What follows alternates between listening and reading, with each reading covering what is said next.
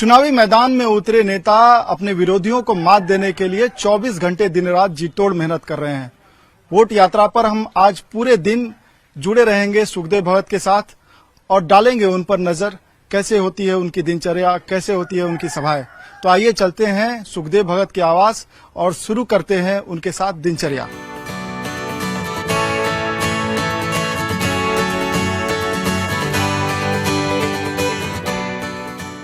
सुखदेव भगत की दिन की शुरुआत पूजा पाठ से होती है और सुखदेव भगत के आवास में ही एक पूजा कक्ष बना हुआ है। यहाँ पहुँचते हैं और पूजा पाठ के साथ ही अपनी दिन की शुरुआत करते हैं।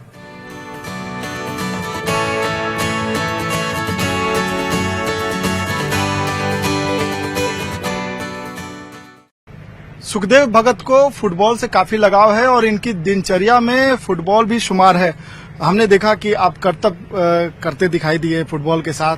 सियासत में कितना फायदा मिलता है एक फुटबॉलर को जब आप खेल के मैदान में होते हैं, अपने विरोधियों को मात देने की कोशिश करते हैं? मैं आपको बता दूं, जब मैं नेतरहाट आवासीय विद्यालय का मैं फुटबॉल का कैप्टन रह चुका हूं और फुटबॉल ने पूरा खेल ही में पूरे जीवन का दर्शन छिपा हुआ है। एक निश्चित अवधि, एक निश्चित लक्ष्य, निश्चित समय, अनुशासन और जिसे कहा जाए टीम स्पिरिट या टीम भावना जिसे कह ले, तो वो पूरे जीवन में मायने रखता है। विशेषकर राजनीति में कि आपको बहुत सारी चीजें देखने को मिलती है, जीत हो हार हो, परिस्थितियां बदल जाती है। तो मुझे लगता है कि ये कहीं न कहीं जब आप जिसे कहा जाए विपरीत या प्रतिकूल परिस्थिति हो तो आत्मबल प्रदान करने के बहुत बड़ा साधन बनता है। मैदान के एक छोर से गोल पोस्ट तक फुटबॉल को लेकर जाना होता है और सियासत में भी ऐसा ही है, पहले टिकट पाना और फिर जीतना। नहीं, देखिए, मैंने कहा कि सबसे बड़ी बात, अगर मैंने कहा कि इसमें जीवन का फलसफा छिपा हुआ है। टिकट तो एक माध्यम होता है कि और जो प्रतिनिधित्व करने का अवसर मिलता है तो उसके बहुत बड़ी बात होती है, वो दायित्व होता है, सेंस ऑफ रिस्पॉन्सिबिलिटी जिससे कहा जाए, वो आती है, मन में बातें आती है कि मुझे यहाँ का प्रतिनिधित्व करना है, यहाँ के लिए काम करना है। और मैं ये जरूर कहना चाहूंगा, आंसू के साथ सहमत बहुत हुआ, फिर उसके बाद फाइनली आपने टिकट पा लिया। अब आपको विरोधियों को मात देनी है मैदान। निश्चित रूप से मैं हमारे आदरणीय अमित शाह जी, आदरणीय ओम माथुर जी, यहाँ के सचिव मुख्यमंत्री रघुवर दास जी का मैं आभारी हूँ कि उन्होंने मुझ पे, क्योंकि मैं नया भाजपा ज्वाइन किया था, उन्होंने मुझ पे विश्वास किया और मेरा यह प्रयास है कि मैं उनके विश्वास पे खरा उतरूं और यहाँ का जो उन्होंने 65+ का नारा दिया है उसमें मेरी भी एक भूमिका हो, ये मैं जरूर चाहता हूँ। तो सुखदेव भगत का कहना है कि 65+ का जो नारा है बीजेपी का, उनकी भी एक भूमिका होनी चाहिए।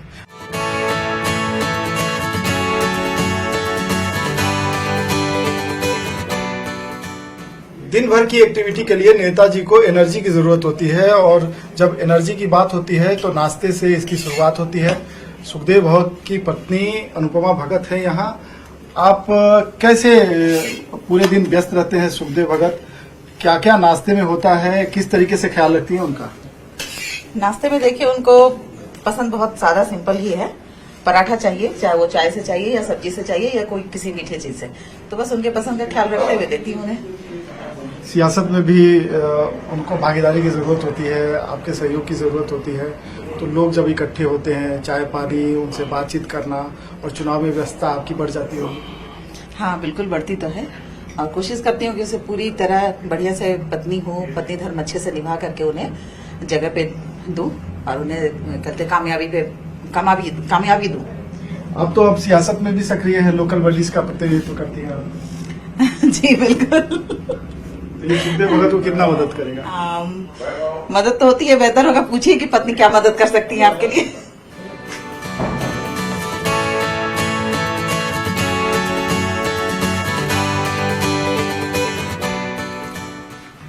सुखदेव जी, नाश्ते में आपको क्या क्या पसंद है? हमने देखा कि आप बड़ा जिसे कहा जाए ट्रेडिशनल नाश्ता कह सकते हैं, जो हम यहाँ पे पराठा भुजिया, पराठा सब्जी, चाय और कोई मीठी चीज हो जाए, सेवइयां वगैरह हो गया, ये बहुत कॉमन है और ऐसा कुछ बहुत स्पेशल है नहीं ना। मेरा कोई चॉइस है कि मुझे ये चाहिए। अगर बहुत आप जल्दीबाजी में हो तो जिसे कहा जाता है फास्ट फूड का जमाना, ब्रेड बटर बेस्ड है। पूरे दिन की एनर्जी मिल जाती है इस नाश्ते से? हाँ, सबसे बड़ी एक सेटिस्फैक्शन हो जाता है कि हाँ ना, मैंने नाश्ता किया है, वो बहुत बड़ा फैक्टर है। इस बार हमने देखा कि पिछले एक दशक की सियासत आप छोड़ के कांग्रेस की बीजेपी में शामिल हुए और बीजेपी में जब आप शामिल हुए तो टिकट को लेकर काफी रस्साकसी रही, आखिरी वक्त तक इंतजार करना पड़ा आपको। इस बार मुकाबला कितना कठिन है?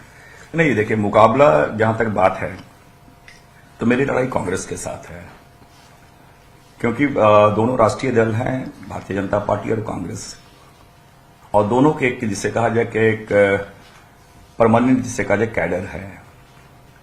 और इसलिए मैं जरूर कह सकता हूं कि जो मेरी लड़ाई है या मेरी सामने जो चुनौती हो कांग्रेस से है। और लेकिन ये मैं कह सकता हूं कि लोगों में एक बात है कि डॉक्टर रामेश्वर राव जी, जो मेरे लिए आज भी आदरणीय हैं, वो जो पार्लियामेंट सेगमेंट है, 5 असेंबली सेगमेंट जिसमें आते हैं पार्लियामेंट्री कॉन्स्टिट्यूंसी में, वो कहीं के वोटर नहीं है। तो लोगों में एक फीलिंग है कि जो स्वयं का वोट नहीं दे सकते हैं वो दूसरे से वोट कैसे मांग रहे हैं। तो चर्चाएं बहुत चली हैं कि अभी राजसू के लोग यहाँ अभी 15 दिन पहले रेंट में घर लिए हैं, तो लोगों ने कहा एक पार्टी रेंट में, एक पार्टी टेंट में, जो है कांग्रेस पार्टी के बारे, और भारतीय जनता पार्टी के एक टेंट में है, एक रेंट में और एक परमानेंट है। परमानेंट वाले उम्मीदवार आप हैं? तो परमानेंट वाले उम्मीदवार जाहिर तौर पर मैं यहाँ का हूं तो मैं हूं। तो यह जुबला चल रहा है। तो आप मैं समझता हूं कि आप देख सकते हैं कि आगे परिणाम क्या होगा, लेकिन एक स्वाभाविक रूप से हर वर्ग का समर्थन मुझे है। और मैं जरूर कहना चाहूंगा, कांग्रेस में रेंट पर थे या टेंट में? नहीं, कांग्रेस वाले तो अभी टेंट पे हैं। नहीं, आप कांग्रेस में रेंट पर थे या नहीं? कांग्रेस वाले, देखिए मैं बताऊं कि निश्चित रूप से मेरी पारिवारिक पृष्ठभूमि जो है कांग्रेस की रही है, और ये मैं जरूर कहना चाहूंगा कि कांग्रेस पार्टी ने मुझे बहुत सम्मान दिया है, उसमें कहीं कोई ये नहीं। और फिर कांग्रेस क्यों छोड़ी आपने? नहीं, बहुत देखिए, राजनीतिक परिस्थितियां ऐसी होती हैं जिसमें लगता है कि प्रजातंत्र में जन आकांक्षाओं के साथ चलनी चाहिए। और पूरे देश में देखें जिस प्रकार मोदी जी का व्यक्तित्व है, राष्ट्रवाद की अगर वो बात करें, निर्णय लेने की अद्भुत क्षमता अगर उनकी बात करें, और अगर झारखंड परिप्रेक्ष्य में देखें तो रघुवर दास जी इस पे काम करने की ललक है, और वो विकास के प्रति बहुत कटिबद्ध है। और मैं विपक्ष में रहा और बहुत सारी ऐसी चर्चाएं होती थी जिसके बारे में चर्चा करता था, और वो लगते थे राज्य हित में अगर निर्णय लेने चाहिए तो वो कभी ये नहीं सोचते थे कांग्रेस का आके अध्यक्ष हमसे बोल रहा है, विधायक बोल रहा है, वो करते थे। और वर्तमान परिस्थिति मुझे लगा कि जिस प्रकार की योजनाएं चल रही है, आम जनों की योजनाएं चल रही हैं, और लोग की, मैंने कहा कि प्रजातंत्र जन आकांक्षाओं से चलती हैं, तो वो मैंने सोचा कि नहीं, इसके माध्यम से इस भारतीय जनता पार्टी में रह के मैं, जो मेरी फर्स्ट प्रायोरिटी लोहरदगा की जनता है, उनके प्रति मैं ज्यादा न्याय कर सकता हूं, विकास को मैं ज्यादा गति प्रदान कर सकता हूं। ऐसे बहुत सारे कारण हैं, और ये मैं जरूर कर सकता हूं। और जब मैं भारतीय जनता पार्टी ज्वाइन किया तो मेरी कोई शर्त नहीं थी, और भारतीय जनता पार्टी अगर मुझे यहां के टिकट दिया है, मुझे विश्वास किया, तो मेरा दायित्व तो बनता है कि मैं उनके विश्वास पे खरा उतरूं, यहाँ की जनता की उम्मीदों पे मैं खरा उतरूं। और ये मैं कह सकता हूं कि अगर ये 65+ से जो नारा है तो उसमें मैं भी सहभागी बनूं और जीत के मैं जाऊं, और सीट मैं जरूर उनको जीत के दूं, भारतीय जनता पार्टी की झोली में जाए, मैं जरूर कहना चाहूंगा। भाजपा अध्यक्ष और गृह मंत्री अमित शाह का कार्यक्रम है, 21 से शुरुआत होगी झारखंड में उनके चुनाव। देखिए, मैं एक बात जरूर कहना चाहूंगा, भारतीय जनता पार्टी में एक चीज जिसे कहा जाए, बहुत ही गंभीरता से हर चीजों को देखती है, बहुत सूक्ष्मता से, और चुनाव के मद्देनजर नहीं मैं कह सकता हूं। आपने देखा होगा कि 23 मई को रिजल्ट निकला, उसके बाद झारखंड में लगातार हमारे प्रधानमंत्री जी का कार्यक्रम हुआ, अमित शाह जी का कार्यक्रम और नड्डा जी के कार्यक्रम हुआ। तो इस प्रकार लगातार उनके कार्यक्रम, फिर उनके केंद्रीय मंत्री लगातार यहां पे है। तो भारतीय जनता पार्टी एक मिशन की तरह लगातार, ये केवल चुनाव के मद्देनजर नहीं, वो मैंने कहा कि विकास को कैसे लगातार, जिसे कहा जाए क्या कमियां रह गई है, उस दृष्टिकोण से भारतीय जनता पार्टी लगातार तत्पर रही है, लगातार कार्यरत रही है, लगातार सक्रिय रही है। ये उनकी सबसे बड़ी पूंजी है। मैं समझता हूं कि ये ही एक कारण भी बना है कि मुझे लगा कि वहां मुझे चाहके मैं अपनी क्षमता को बेहतर तरीके से वहां प्रदर्शित कर सकूं, और बेहतर तरीके से मैं समझता हूं कि काम कर सकूं। तो नाश्ते पर सुखदेव भगत के साथ कुछ सियासी मुद्दों पर चर्चा हुई। हमारे कार्यक्रम का अगला हिस्सा होगा जब सुखदेव भगत जनसभाओं में लोगों से इंटरेक्ट करेंगे, किन किन मुद्दों को उठाते हैं, किस तरीके से वो वोट मांगते नजर आते हैं, इन सारी एक्टिविटी पे हमारी चर्चा होगी और हमारी नजर भगत विधानसभा क्षेत्र में निकलने से पहले अपने माता पिता का आशीर्वाद लेना नहीं भूलते हैं। यहाँ उनके माता और पिता के स्टैचू लगे हुए हैं। सुखदेव जी, हम आपसे जानना चाहेंगे कि आपके माता पिता की पहचान कैसे है? क्या वो किसान थे या पिताजी हालांकि हिंडाल्को में सर्विस में थे, लेकिन उसके पूर्व वो जिसे कहा जाए स्वतंत्रता सेनानी भी रहे हैं। फ्रीडम स्ट्रगल में काफी उन्होंने भाग भी लिया था। और जब गांधी जी आए थे, रामगढ़ आए थे, तो यहाँ साइकिल से पूरी युवा की टीम यहाँ से गई थी। और 1946 में जो यहाँ उस समय पोस्ट ऑफिस हुआ करता था पावरगंज में, वहां इन्होंने झंडोत्तोलन किया था, तिरंगा लहराया था। इस प्रकार के काफी चीजें हैं। और इससे एक सामाजिक व्यक्ति थे और बहुत सामान्य परिवार से हैं। माताजी हमारी गृहिणी थी, सामान्य गृहिणी जो हम होते हैं। तो सुखदेव भगत अब जो आवास पर कार्यकर्ता पहुंचे हैं उनसे बातचीत करेंगे, उनसे फीडबैक लेंगे और इनका कारवां अब विधानसभा क्षेत्र के लिए निकलेगा। हम भी इनके कारवां के साथ होंगे और देखेंगे कि सुखदेव भगत की दिन भर की एक्टिविटी क्या है।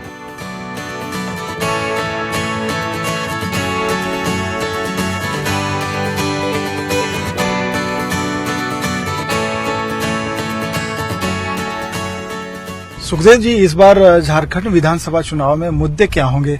स्थानीय मुद्दों पर चुनाव होगा या राष्ट्रीय मुद्दों पर जोर होगा? क्योंकि विभिन्न राज्यों के चुनाव में हमने देखा कि बीजेपी ने राष्ट्रीय मुद्दों को भी आगे रखा। नहीं, मैं जरूर कहना चाहूंगा झारखंड में आज भी स्थानीय मुद्दे हावी हैं और उन मुद्दों को लेकर हम जनता के बीच जा रहे हैं। राष्ट्रीय मुद्दे तो निश्चित रूप से राष्ट्रीय मुद्दे हैं, लेकिन जो अगर चुनावी अगर इसके बात करें, चुनावी चर्चा की बात करें या आम लोगों में जनमानस में जो बातें ज्यादा व्याप्त है वो स्थानीय मुद्दे हैं। जल जंगल जमीन से जुड़े मुद्दे काफी उठते हैं। वो है। मैं समझता हूँ कि जो हमारे आदिवासी बहुल क्षेत्र हैं और पर्टिकुलरली 5th शेड्यूल की बात करें, जल जंगल जमीन आज भी हमारे मुद्दे हैं। और यही मैं बतलाना चाहता हूं कि देखिए, मिस इंटरप्रिटेशन की मैं बात करता हूं कि आज जो लैंड एलिनेशन ट्राइबल का सबसे ज्यादा जो हो रहा है और कंपनसेशन की जो बात आई, इस जो शेड्यूल रेगुलेशन एक्ट, जिसे इसके माध्यम से लोग मुआवजा दे के जमीन को जस्टिफाई करा लेते थे। लोग हमारे लीगल वे में लोग अपने जमीन को एक्वायर करते थे। रघुवर दास जी ने SAR कोड को खत्म किया।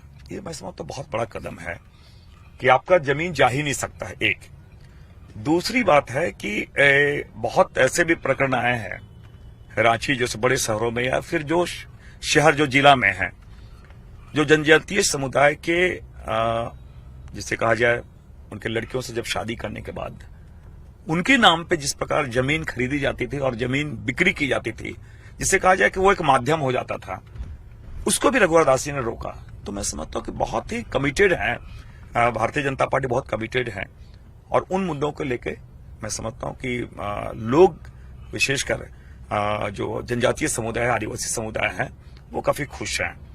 केंद्रीय योजनाएं जमीन पर पहुंची है, जो केंद्र सरकार कहती है कि उज्ज्वला हो, आयुष्मान हो। हाँ, ये मैं कह सकता हूँ कि मैं अभी गांव में जा रहा हूँ तो स्वाभाविक है कि जो क्योंकि हमारी दिनचर्या शुरू होती है किचन से, चूल्हा से जिसे कह सकते हैं, और पूरे आज भी रिमोट एरियाज में चले जाएंगे तो लकड़ियां हैं, जिसे छोटे छोटे जैसे बुशेज कर सकते हैं, वो हैं, उनके माध्यम से खाना बनता था। तो आज अगर उनको गैस सिलेंडर मिला है, चूल्हा मिला है, सरकार दे रही है और सारे लोगों को कवर कर रही है, तो ये उनके लिए महिलाएं जितने हैं, हमारी माताएं हैं, वो काफी खुश हैं। साथ ही साथ एक बात और कहना चाहेंगे कि जो कृषक है हमारे हैं, हम उनमें क्या होता है कि यहाँ लैंड होल्डिंग्स कम है, लोगों के बड़े जो दार नहीं है, तो खाद के लिए, बीज के लिए जिस प्रकार केंद्र से 6,000 रुपया, यहाँ से प्रति एकड़ 5,000 की दर से, तो अधिकतम 31,000 रुपया और न्यूनतम 11,000 रुपया। तो कहीं न कहीं क्योंकि हमारा ट्राइबल समुदाय बहुत वोकल नहीं होता है, तो वो काफी खुश है, बोल नहीं रहे लेकिन वो काफी खुश है।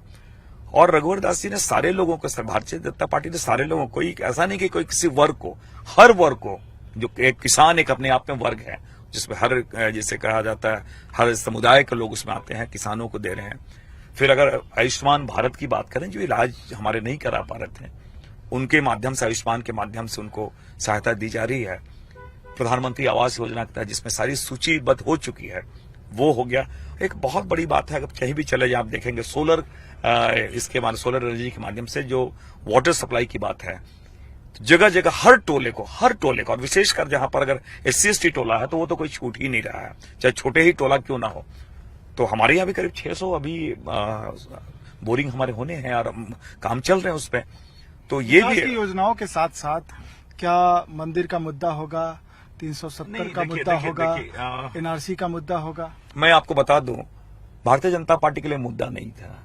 लोगों ने जिस प्रकार प्रस्तुत किया है, मुद्दा नहीं है। जहां तक अगर मंदिर की बात करते, ये आस्था से जुड़ा हुआ प्रश्न था।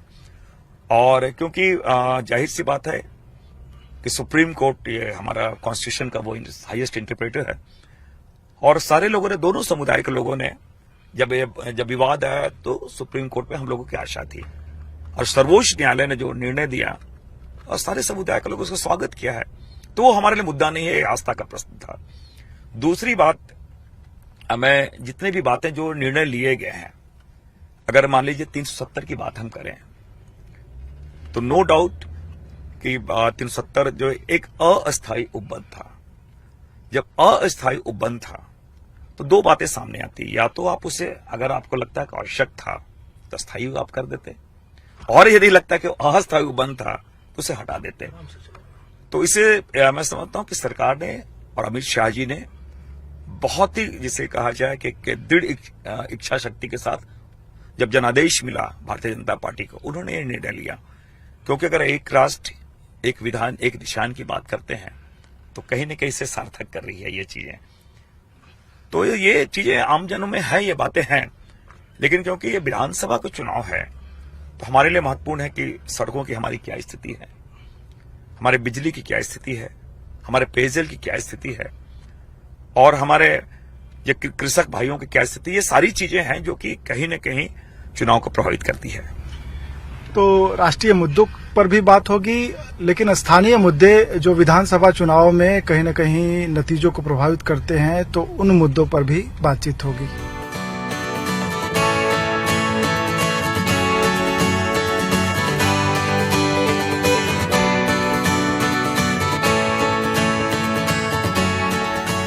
सुखदेव भगत के कार्यकर्ता सम्मेलन में सांसद सुदर्शन भगत भी पहुंचे हैं। कितना चैलेंज है इस बार चुनाव में? जब तक हमारे सांसद जी आते हैं उससे पहले हम मैं समझता हूं कि भोजन के लिए हम देते हैं तो विधायक चुनाव है तो चुनाव तो कहीं ना कहीं चैलेंज रहती ही है, लेकिन इसको प्रखंड के आज जिस प्रकार का यह सम्मेलन हो रहा है, हमारे बूथ इस मंडल के बूथ स्तर के हमारे कार्यकर्ता लोग इस कार्यक्रम में उपस्थित हैं। पंचायत प्रभारी कार्यकर्ताओं के अंदर में उत्साह है प्रमुख और निश्चित रूप से के सम्मेलन इस जोश और उत्साह को देखते हुए हमें पूरा विश्वास है और भारतीय जनता पार्टी ने केंद्र से लेके और इस मंच राज्य तक हमारी दोनों सरकारों ने जो काम किया है, संगठन से हम निश्चित रूप से कामों के आधार पर, विकास कामों के आधार पर हमारी सरकार ने जो काम की है, मंच में उसके आधार पर पुनः समिति के सदस्य हमें विधानसभा सीट जीतेंगे और पुनः झारखंड में हमारी सरकार बनेगी। प्रजापति जी आंसू ने साथ छोड़ दिया, और जो आपके लोकसभा में प्रतिद्वंदी थे सुखदेव भगत, वो आपकी पार्टी में शामिल हो गए। और निश्चित रूप से संसद के उपाध्यक्ष आज माननीय अनिल हमारे राव साथ हैं सुनील सिंह जी, भारतीय जनता पार्टी के रामकिशोर यादव जी विचारधाराओं से जुड़े हैं और लोकसभा में। ठीक है, हमारे प्रतिद्वंदी थे, लेकिन आज हमारे साथ हैं और हमारे भारतीय जनता पार्टी के प्रत्याशी हैं। और सभी तो निश्चित रूप से कार्यकर्ता बंधु और इस आज कार्यक्रम में आए इस क्षेत्र के पार्टी लोग के अंदर भी में सांसद माननीय एक सुदर्शन भगत जी, दोगुनी उत्साह है। कार्यकर्ता तन मन धन के साथ लगेंगे आपकी और उपस्थिति, भारतीय जनता पार्टी के आपकी शक्ति प्रत्याशी का जो संगठन सुखदेव भगत को दायित्व निश्चित है, रूप से उस पर हमारे सभी कार्यकर्ता आप लोगों का मिलकर एक लिया गया। उन्हें जिताने का काम करेंगे। मैं आप सीधे तौर पे आपने सुदर्शन भगत को सुना, जिन्होंने कहा कि बीजेपी के कार्यकर्ता लगेंगे और अपने प्रत्याशी सुखदेव भगत को जीत दिलाएंगे।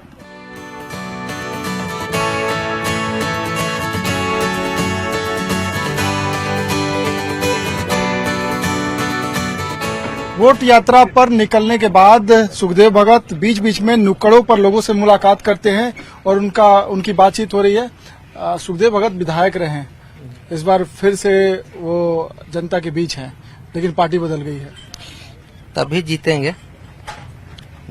अभी बीजेपी का पूरा चांस है जीतने का और बीजेपी का वोट मिलेगा। बीजेपी का वोट मिलेगा, जीतेगा, एकदम जीतेगा, कोई दिक्कत नहीं इसमें। क्यों वोट देंगे इनको? बहुत काम कर चुका है। आपको लगता है कि सुखदेव भगत जो 5 साल में वादे किए थे फिर एक बार मैदान में हैं, उनको वोट किस आधार पर देंगे?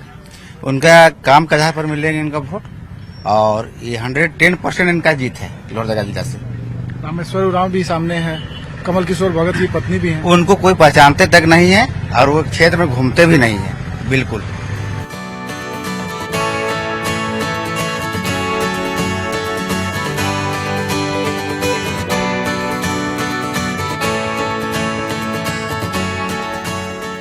दिन भर की वोट यात्रा के बाद सुखदेव भगत अपने आवास लौट आए हैं। अगले दिन की तैयारियों के लिए कार्यकर्ताओं के साथ चर्चा कर रहे हैं। वोट यात्रा पर नेताजी कार्यक्रम में आज इतना ही। अगले एपिसोड में हम होंगे किसी और नेताजी के साथ। तब तक के लिए देखते रहिए न्यूज़ 18।